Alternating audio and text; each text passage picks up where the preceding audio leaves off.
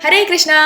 स्वागत है आपका इस गीता सीरीज में, जहां आज है अध्याय 8 भगवत प्राप्ति। इस अध्याय में अर्जुन श्री कृष्ण से पूछते हैं कि ब्रह्म क्या है, कर्म क्या है और आत्मा क्या है, और मृत्यु के पश्चात हमारी इस आत्मा का होता क्या है। तो भगवान श्री कृष्ण इस अध्याय में बहुत ही महत्वपूर्ण बातें बताते हैं। वो कुछ इस प्रकार है। सबसे पहला तो अंत समय में हमारे जैसे विचार होते हैं, हमारे आगे के जन्म के वो ही आधार बनते हैं। कहने का मतलब है कि हम अंत में जो भी विचार रखते हैं, अब अंत में जो विचार होंगे वो हमारे पूरे जीवन काल के विचारों के अनुसार होंगे।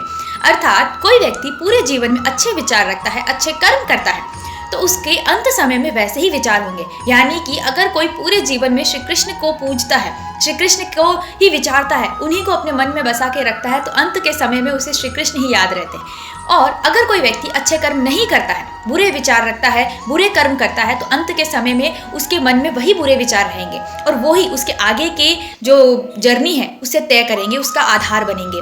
और दूसरा भगवान बताते हैं कि जैसे एक नदी का जो अंत होता है वो समंदर में होता है, यानी कि वो नदी कहीं से भी उत्पन्न हो, लेकिन उसका अंत जो है या उसका जो घर है वो समंदर ही होगा।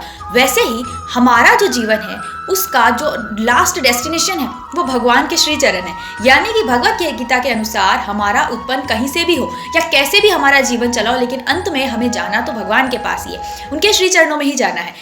इस अध्याय में बताया है कि भगवान कहते हैं कि जो मुझे जान लेता है वो इस जीवन और मृत्यु के चक्र से मुक्त हो जाता है। अर्थात जैसे कि हम भगवान को पूरी तरीके से जानने का मतलब होता है कि अपने आप को जानना, अपनी उत्पत्ति को पहचानना कि हम कौन हैं और हमारे जीवन का उद्देश्य क्या है और अंत में हमें जाना कहाँ है। ये भगवत गीता के अनुसार बताया गया है कि हमें क्या करना चाहिए और हमारा उद्देश्य क्या है, ये बताया जाता है। इस अध्याय में भगवान कहते हैं कि जब तक तुम्हारा मन मुझसे नहीं जुड़ेगा, अर्थात जब तक हमारा मन श्री कृष्ण से नहीं जुड़ेगा, हमें शांति की प्राप्ति हो ही नहीं सकती।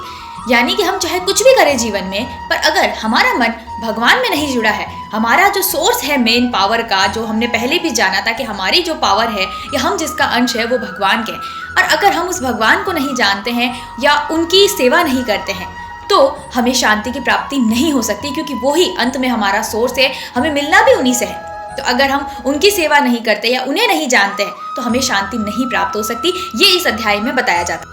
तो सिंपल वे में अध्याय 8 हमें ये बताता है कि हमें अपने जीवन में अच्छे कर्म करने चाहिए, अच्छे विचार रखने चाहिए, अपने कर्मों को शुद्ध रखना चाहिए और अपने आप को भगवान के शरण में भी रखना चाहिए। यानी कि अच्छे कर्म करो किंतु भगवान को भी मत भूलो, वो है और उन्हें मानना चाहिए, उनके एग्जिस्टेंस को एक्सेप्ट करना चाहिए। यही हमें अध्याय 8 बताता है।